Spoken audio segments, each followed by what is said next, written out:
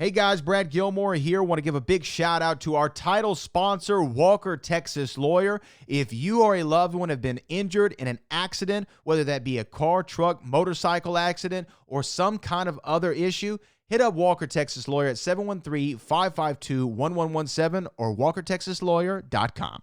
Oh, Brad, what have you done now? Broadcasting live from Houston, Texas, and around the world. TV host, best-selling author, and radio personality Brad Gilmore brings you a collection of conversations with stars from movies. Matthew McConaughey. Brad Gilmore. Mark Wahlberg. Hey, how are you? The legendary Mr. Christopher Lloyd. Christopher, how are we doing? I'm doing good. Great introduction. Television. Jimmy Fallon joins us this morning. Jimmy, how you doing, my friend? Good morning. Thank you so much, Brad, for having me. I appreciate this, bud. Kelly Ripa. Brad, thank you for having me. Comedy. Jay Leno joins us. Jay, how you doing? Hey, Brad, what's going on? Chris Tucker is in the building. Chris Tucker, good morning to you. Hey, Brad. Good morning to you. How are you? Gabriel Fluffy Iglesias. Good morning.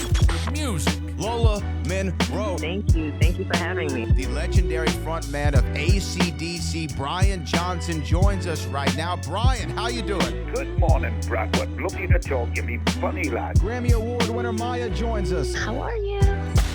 And more. This is The Collection. Now your host, The Boat. Brad Gilmore! And she's here to talk about Roll With It. She's rolling right along. Miss Chonda Pierce. Chonda, how are you? I'm so good. It's pitiful. Just pitiful. You know, first of all, congratulations on the movie. I know it's a long time coming for people to see. Available June 25th on DVD and digital. Correct me if I'm wrong, though. You have a this story's been with you for quite some time, and you had a hand in creating it originally. The original story. I did a long time ago. The original story, I was going to be a Walmart greeter who has to win a karaoke contest because my house has fallen in a sinkhole.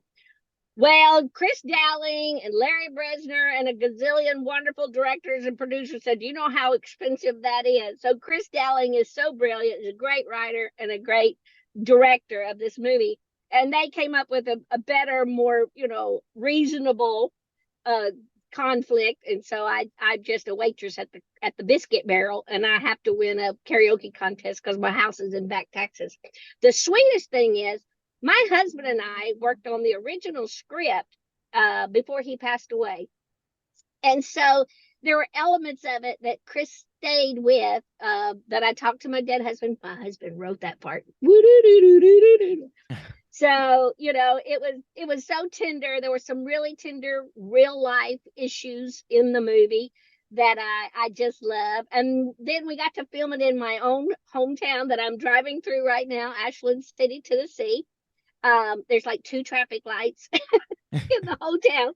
And I will recommend people to not ever film a movie in their hometown, because for 4 years, that's all I've heard. When's that movie coming out? When can I get that movie? So June the 25th. Yes.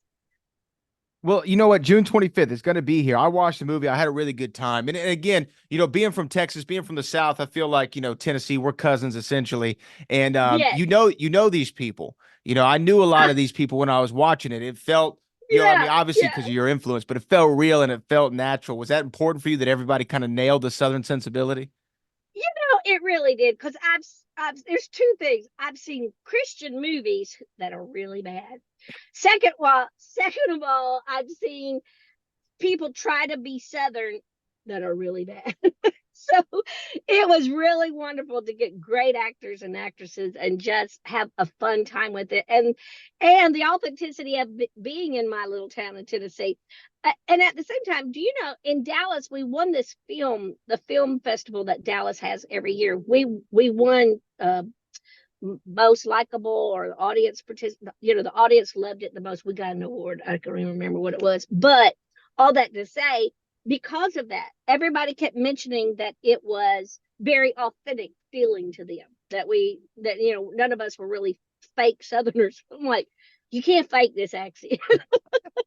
As much as I try, I can't fake anything else, Was this always though on like the radar, when you were doing all of your comedy specials and the albums, was this the ultimate goal? You wanted to write and star in films from the get-go, or did this kind of just fall into your lap? Well, as a little kid, you always have that dream of seeing yourself on the big screen. And then I hate that it happened after I'd gotten so big instead of skinny. But ha ha ha, that as a woman of my age, to see yourself on a screen this late in life, it's not that pleasant. I thought, well, there goes my dating life. Dear Lord have mercy. So I've been a diet ever since the movie came out. I was going to ask if you're critical of your own work, but it seems as though. Oh, Lord. I'm more critical of the way I look than I am. But, I've gotten very comfortable in my own skin. There's just a whole lot of skin to get comfortable in. Writing material. I just write this down. We got to write this down. I'll send you the recording. Now, like, okay, good. For a movie like this, when people go to watch it, I don't think just to be clear, you don't have to be from the South to watch it. Anybody can enjoy this. I just happen to relate to the characters a little bit more. My mother's from Okmulgee, Oklahoma. You know what I mean? It doesn't get more southern than that. Yeah. Oh yeah, you don't get more country than that, buddy. But what is it that you wish people to take from this when they see it? What's the kind of through line and the message that you hope people, when the credits roll, they go, you know what? I feel that. I think for any walk of life, especially for women my age, one, becoming widowed. I used to think all the little old ladies at church were the widow people. I didn't realize when I'm traveling and I talk about being a widow, it's every age group comes out of the woodwork. So the crisis of what do you do with that? When do you feel comfortable dating again? How do you have that conversation with your kids? Those were all tender, really pertinent moments, I felt like, in the movie for me. But the number one overall message is really not Southern or Northern, or it's not conservative, it's not liberal, none of it. The overall message is to not give up. That moment you give up, you might have just missed the moment when everything was going to turn around. And I love that came through, that, she prayed for a particular answer. The answer didn't come the way she thought it would, but when the answer came, it was perfect for her. Yeah, when does the answer ever come exactly what we think it's going to be? There's the not phrase. In my lifetime. Yeah. There's the phrase that I've always heard of. God won't give you more than you can handle, right? Yes. But I think that He does. I think that God does give you a little bit more than you can handle, so He can test your faith. Do you agree with that? Mother Teresa said, God never gives you more than you can handle. I just wish He didn't trust me so much. That's a great woman. That's a great line. I think it's very true. I think sometimes, and I just finished writing about this in a book, but for every wonderful thing that's happened to me and every valley that's ever happened to me, it's the life that you live between those two is where you learn a lot. And I will say I've learned so much more in a valley than I ever learned on a mountaintop.